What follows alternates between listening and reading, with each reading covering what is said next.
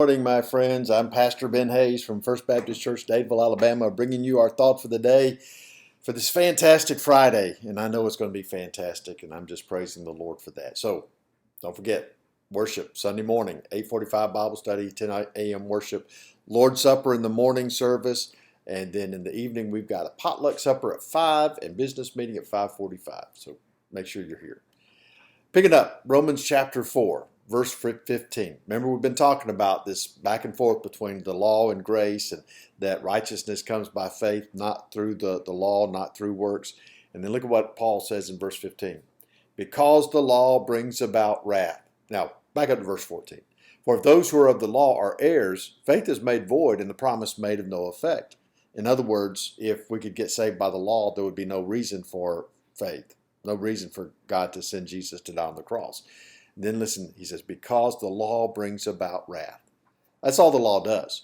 The law demonstrates that we're sins. And I know I've said this over and over again. But that's what Paul's doing. He's trying to hammer this point home because we are so hard-headed. All of us human beings, we're hard-headed. Because we got this idea that if there's anything worth having, we got to earn it. We've got to work to get it. We've got to deserve it in some way. Can I tell you a secret? You will never, ever deserve salvation. You will never, ever deserve righteousness. You will never, ever deserve the grace of God. If you did, it wouldn't be grace, because grace is God's undeserved favor. And understand this morning, that's what God wants to give you. He wants to give you grace. He wants to give you mercy, but it's not based on how good you are or how bad you are. It's based on your faith in Jesus Christ.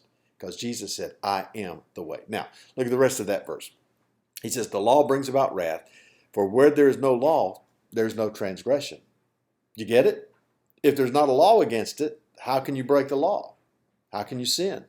If the Bible never said, thou shalt not steal, then you could steal. And you could do it without any thought of consequences. But because there is a law, then understand, when you break it, you suffer the wrath of God, because He's the creator. He's the one who designed this. He's the one who has this wonderful gift to give us. And He says, if you'll just come to me in faith, I'll wipe away all your sin debt and I will give you grace. I'll give you forgiveness. So, verse 16, therefore it is of faith that it might be according to grace, so that the promise might be sure to all the seed, not only to those who are of the law, but also to those who are of the faith of Abraham, who is the father of us all. Oh man, I love this verse.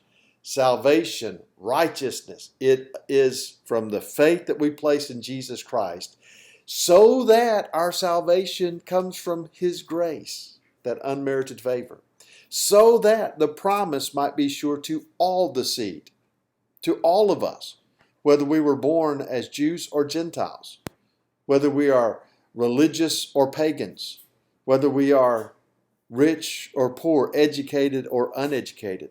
Not just to those who are of the law, Paul says, but also to those who are of the faith of Abraham, who is the father of us all.